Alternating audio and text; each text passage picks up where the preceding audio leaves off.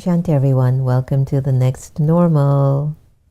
Good evening. Nice to see everyone. Nice to be with everyone as we continue to charter through these very profound times of our own self-transformation as we witness the world changing in front of our very own eyes. I'm really excited about today's special segment and special guest, Gina Belafonte. Remember her dad, Harry Belafonte? Come, Mr. Tallyman, tally me banana. I used to love that song when I was a little girl growing up. Anyway, so I'm going to be getting her on shortly, and we're going to be talking about life and social issues and just how we've actually navigated during these particular times. And I'm looking very forward to our time together.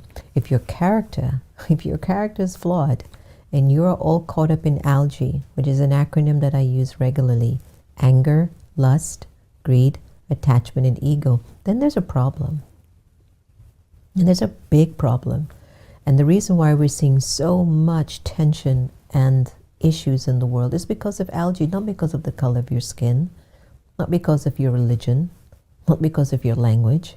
It's because of the intention inside of your personality.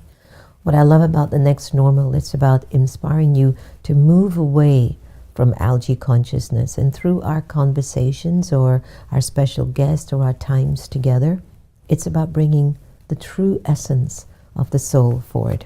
So let me know what you think about the show. Feel free to give it a like, share it. I think you're going to love the conversation. So let me give you an idea of Gina if you don't know about her. She's a native New Yorker, and she has spent her life in the arenas of entertainment and activism, where her professional work thrives today. She is the executive director of Sankofa.org.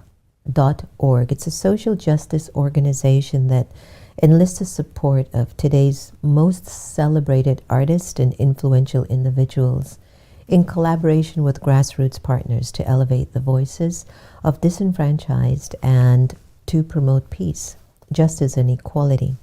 Gina has lectured and spoken at many events, rallies, marches, issues ranging from dyslexia, nonviolent direct action, Black women's empowerment, mass incarceration, so much more. An artivist, actress, director, and producer, Gina has been a part of many arts and activism initiatives, including being the lead producer of the award-winning documentary Sing Your Song that explores the life and legacy of her father, Harry Belafonte, the director of the award-winning hip-hop spoken word musical lyrics From Lockdown, addressing mistaken identity, mass incarceration, and also police brutality. Gina is the proud producer of the Many Rivers to Cross social justice arts and music festival that brought together over 40 artists and 50 social justice organizations for a 2-day festival centering on voting rights, mass incarceration, and poverty. She has collaborated with 4 Freedoms and the 50 State Initiatives and the reimagining of Norman Rockwell's 4 Freedom into Action and more. All right, everyone, I am so excited and thrilled to be welcoming Gina Belafonte. You've gotten her bio, so you have an idea of how extensive her work has been on the world stage. And nowadays, we need to hear these voices more and more, and we need to also have intimate, engaging conversations to help us to learn more about our own lives. So Gina, big heartfelt welcome. Thank you for joining us, and thank you for taking the time to be with us on air. Thank you for having me. Now, you've got a tremendous narrative, and I'm sure you don't sit at home or walk around thinking how great you are. But just in essence, I would love if you could just share with our incredible audience just a little bit about, what is it that moves you? What seems to be the main catalyst to drive you in terms of the work and service that you've been doing all these years? Well, I think that what drives me to do the work now is different, perhaps, than what drove me to when I got started. Or they might be the same, just that my consciousness level has shifted as I've gotten older. But I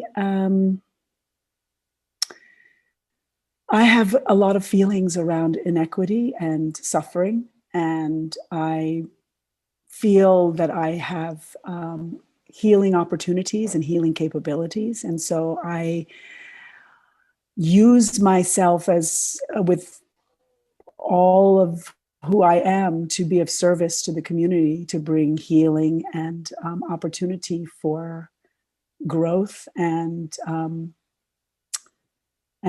I guess for people to discover their own agency and their own opportunity to be of service to themselves and their community. So I think that's what drives me. Love drives me. Big one, right? I mean, it's got to be that love. You know, sometimes when you're raised in a family that's very powerful or is well known and you've been exposed to so many iconic and profound people, how has that impacted you? Or was that just your norm, you know, hanging out with John Lewis or with your dad or all the incredible individuals historically? I mean, what was that like? Well, in my household, I'm the youngest. And so I have learned to lean into listening. And in the days, you know, being surrounded in my home by so many incredible artists and leaders, it was just part of what was happening around the house. There wasn't this notion that I should be listening any differently than I would on any other given day, doing any other given thing. But I think that in retrospect, the sponge that collected the pearls and drops of wisdom, I have become to realize themselves more consciously in my adult life and in the work that I do and in the way I walk through the world. So I feel blessed. I feel humbled and blessed to have incarnated into this particular life that I'm in. And I feel a tremendous amount of gratitude to have been able to be exposed to some of the incredible hearts and minds that I've been exposed to. But I like how you use the word incarnated in this particular family or life, because some of us question the whole notion of incarnation and how do we actually get reincarnated, or what is the relationship between the life that I'm living and the karmas of my past. And so as we're looking at the world changing so much in the United States is happening, is there something that you're feeling karmically that you learned so much from your parents growing up? Absolutely. I think my parents have taught me so much and have helped sculpt who I am today by me observing not only what I thought they did that was of service and was good for me to learn, but also what I believe I can let go of, that they brought into the world, that they, in their lifetimes, have been, I think, struggling to heal for themselves. And so, you know, I kind of feel like we have an opportunity in each lifetime to not only be of service, but to heal past regressions or past incarnations, whether we were healers in a past life or whether we were perpetrators of evil. I think we have an opportunity to recognize and to heal what comes up for us in this life and to do our best to have a deeper relationship with ourselves, to understand why we do what we do or why we feel what we feel. Much and many clues come to us as we unpack our early childhood education and our early childhood environment. And then as we become adults, have an opportunity to sculpt and grow and heal that which we did not receive or that which we did receive that needs to be healed. And I think that if we take the time to do that, and it's not always easy. I mean, being human is exactly that. So we're not always conscious, and there's always unconscious, biases or unconscious feelings and things that sometimes surface, and they just keep sort of poking at us. And I think that we have an opportunity to lean into listening to that, and to ask ourselves, like, why does this keep happening to me? Or what is it that I'm creating or attracting that this keeps happening? Good or bad, or I don't know if it's bad, but good or uncomfortable. I mean, even in tragedy, there's great hope and opportunity. And I think that, each day I do my best to walk through the world with intention and purpose and love, and also forgiveness, and recognize that I'm human, and I'm always open to learning more how I have maybe gone off a path of intention and love to deepen my own growth. Sense of self, And yeah, and growth, sense of self. Yeah, exactly. I don't know, have you been feeling the same as I have? Prior to the pandemic, I was physically moving around, and I've been to 97 countries or something by now. And my least favorite country that I used to visit, and people might not like to hear me say that, but it has been India. And can I tell you something, Gina? For the last 3 months, I'm bawling, needing to go back to India. And I'm going, where's this memory coming from? What's happening to me? There's a healing that's taking place. I'm journeying inwards in places that I had not known needed my attention.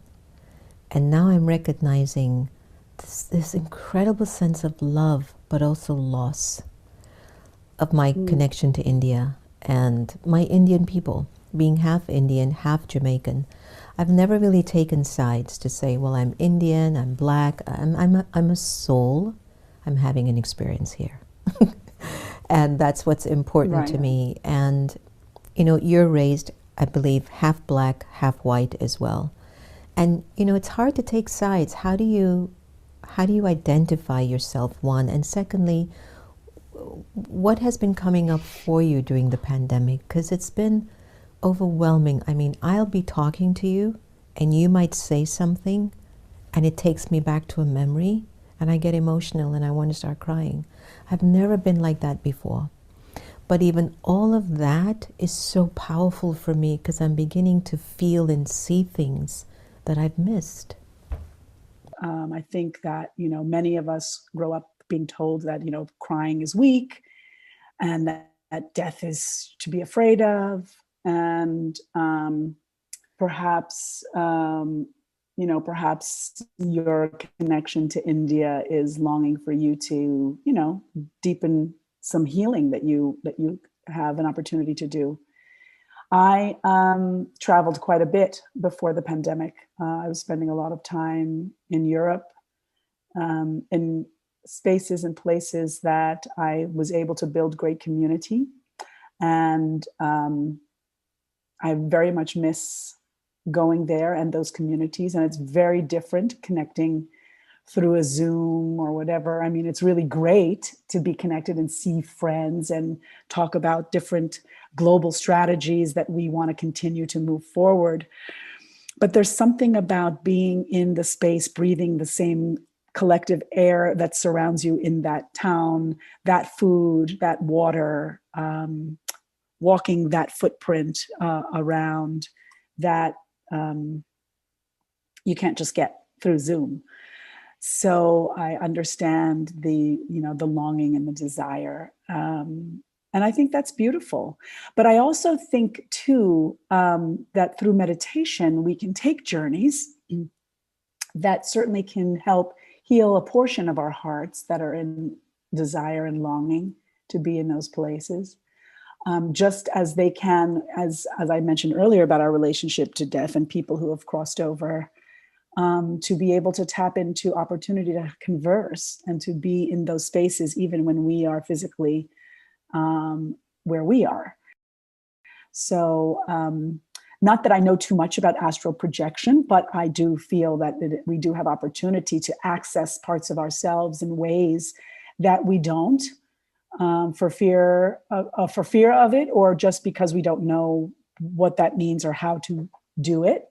But I think, someone once said to me, because I'm a big crier too, and someone once said to me, sometimes if you cry a lot, you're crying for those who can't. And I felt such relief and such liberation when my friend said that to me. And so if you feel the need to cry or express yourself in that way, You're working activism and socially being so conscious, but also bringing in the entertainment industry is huge. Could you tell us a little bit about your organization and then the work that it's been doing? Sure. I'm the executive director of sankofa.org, which is a nonprofit organization. We work with artists and thought leaders in partnership with grassroots organizations. We elevate, educate, and motivate artists and allies in service of grassroots movements. So we use art as a tool to bring forward messages of hope, shining a light on specific issues of mass incarceration and juvenile justice, immigration, income disparity. And we took on the overall banner of violence because we wanted to be able to respond to things that, if we listed them all, would seem a little all over the place. But not just war or domestic violence, but also eco-violence and looking at the climate crisis and engaging our artists and thought leaders in communities that are doing the work on the ground so that we can elevate that work and so that artists have an opportunity to use their megaphone and their platform and their artistry for healing and also to raise awareness and consciousness. So we've done a lot of different kinds of things. We work in all artistic mediums and are excited about getting into all different spaces of the arts, whether it's visual arts or whether it's theater plays or films, documentaries, narratives, dance, music. Soon, hopefully, we'll be working with some chefs to talk about social justice stuff. There is a group that I work with called the Wide Awakes. We're all wide awakes. And there are people who are creating food trucks and just you're getting food together and going out and feeding people and artists who are creating music and bringing joy to protest and resistance. I think that's so important. It's so important, Gina. I mean, even I'm taking up instruments again and trying to see if I even have one ability to sing, just for my own healing, but to also create that vibration. Yeah. Yes. So let's just say now, you and I have seen a lot, and we've been involved with a lot of things in the world very intimately. We've contributed in whatever way to make changes and to create, I guess, a world that works better for all. We're witnessing there are a lot of issues, and it can look like it's really enormous. Like, how do you really make changes here? If there was anything that you visualize or think of, how do you think we should go about making this change to create what we would call in Hinduism a Satyugi world, which is an age of truth or a golden aged world, or in African culture we'd call it utopia maybe. Like, what would you start doing? What would be, where do we start, Gina? Well, I think generally, it starts with self and to begin to create a practice so that you can more deeply understand yourself and engage in nonviolence and in the practice of nonviolence. Not just on the surface of what it sounds like in terms of how you relate to other people, but really even how you relate to yourself and to raise consciousness of self. And then simultaneously, as you're doing that work, to see and to ask yourself a few questions. What am I good at? What brings me joy? And how can I take those two things and be of service and sustain myself? And sustaining oneself is important living in a capitalist democracy. And so we have to find ways in which that we can sustain ourselves, because then other things creep in, fear, anxiety, and other things. And so, but we have to start with self and be true to ourselves. And sometimes healing one's self and sustaining oneself in a morally and ethical way is enough of protest and resistance in this society that we need. So I think people need to start with themselves and to find the real, honest, true ways to elevate their consciousness and find ways in which to be of service to the community. And there's so many ways to be of service. There's so many things all around us every day, especially in urban centers where someone needs help, whether it's feeding folks or giving folks shelter or helping the criminal justice system, helping young people find direction or hope. There's just so many places and ways. And if you're tired of here, there's places all over the world that need the exact same attention for usually the exact same reasons, ultimately. Greed and violence. It's so weird. I got some statistics that if every, was it the billionaires or the millionaires? I think were the millionaires. If they were to give 1,000 or 2,000 a month to everyone, they would still remain millionaires. And I've thought about this, Gina. Probably billionaires. Yeah. And I've thought about it, like, what makes it that, and I'm not saying that that is the solution, but let's say you go to developing countries or even our own backyard, right here on K Street in Washington, D.C., there's a whole section of individuals who are living homeless. Right here in the nation's capital. Mm-hmm. And to be quite frank, I don't think they want you to give them money. I think people want opportunities to give them a chance for them to see what they have in them. And there's some that I want to take because I feel takers get tired, givers won't. And so, where's the balance here? The inner and the outer balance. That's something that I think I really have been looking into in terms of what is the solution to the world's ache. And it takes me inwards. It takes me inwards, but also upwards. When I think recently I just hosted something at the UN, and the theme was love of God, love of neighbor. When we talk about the energy of God, what comes to your mind? Who is God to you? How does God play a role in your life? Let me first say just this, and to that talk about giving everybody money. I feel like any way people can feel less stress is helpful. But as it relates to God or my relationship to God, I don't really have a definition. I mean, God is everything and everywhere. God is in every moment. God is in me. I am God. We are God. I think that we have an opportunity through ancient and generational ritual and ceremonial practices to find a deeper connection to our relationship to spirit. I don't have a practice or a relationship to God where I practice each day. I know that I thank God a lot. And I believe in energy and a higher power. I feel that there may be some sort of cosmic energetic law that is God. I believe that karma is a way for us to more consciously tap into the concept and idea of spirit and God. Not growing up in a traditional religious practice, that prayer for me is very soothing.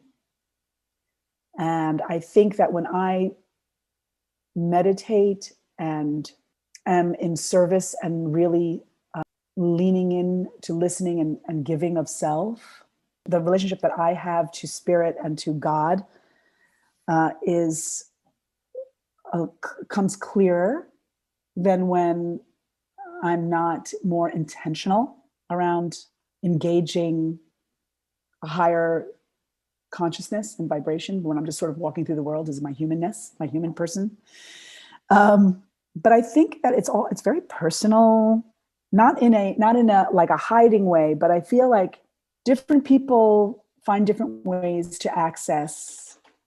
And I think for me, I'll put it to you this way. I don't believe that I can do something that is immoral and do it knowing that God will just simply forgive me. But what I do believe is that doing something that is immoral or violent has the intention through their experiences of self-reflection and connection to God. If that makes any sense. Yeah, but everything is changing now. You can see it's opening up. People aren't accepting God as a religion. They're not looking at God that if you're Jewish or Christian, then you definitely know God. There is something very mystical and very powerful happening that I feel that people are now connecting to a more spiritual, intimate relationship. I had a wonderful conversation with one of my dear buddies, best-selling author Carolyn Mace, and she has a new book out called Intimate Conversations with the Divine. And basically, it's just this whole conversation of when you go in and you're really honest and truthful and sincere, you will tap right into that energy.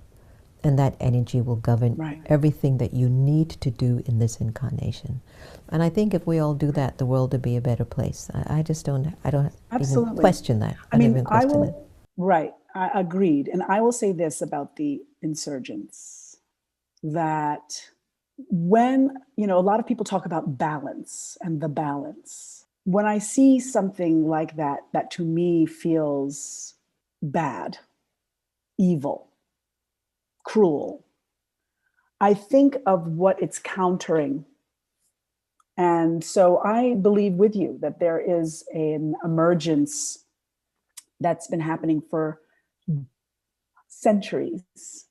And now in our lifetime, perhaps we are seeing this last grasp of evil, shall we say, because what is washing over us is an overwhelming sense of love and spirit, and that the quote unquote evil we will next have to actually deal with will not be mankind's inhumanity to man, but really look at man's inhumanity to nature. Because I think when we get rid of accusing other people of things and having evil things or if we can heal our societies in a way where we don't need to do evil things to each other, we can then really see how we're doing evil to the planet, and we'll be able to then heal that, because that will be where the next balance and course correction will come. If there is always a balance of good and evil. I don't even know if I necessarily believe that it's never easy to talk about good against evil, light against dark, but we get what you're saying. Your audience knows exactly what you're saying, because that's just who we are. As we come to a close of our wonderful time together and the intimacy between the both of us, I want to do a little thing that I do sometimes called spiritual fire. I basically introduce one word to you, and you have to tell me in one word the first thing that comes to mind. You ready? On your mark, get set, go. Soul. Love. Peace. Love. Heaven. Clouds. America. Beautiful. Gina Belafonte. Awesome. There you go. Isn't that easy? Thanks so much. It's been a delight to have you on air today, and I'm just so glad, as horrific of the times that we've endured in terms of lives lost or transition of souls to move into other bodies, or just all the drama that America has been through, especially in the last year. One of the boons, one of the blessings has been to encounter and meet folks that normally we wouldn't. And you're one of them. And I thank you for that. Thank you for your love, your service, and your time and energy. And to be continued, when I come out to LA, I'll give you a chat, and I'll come over and make you some Indian chai. And we'll just sit and talk for hours about life. Love it. That would be great. All right. Lots of love. Thank you so very much. Thank you. Take care.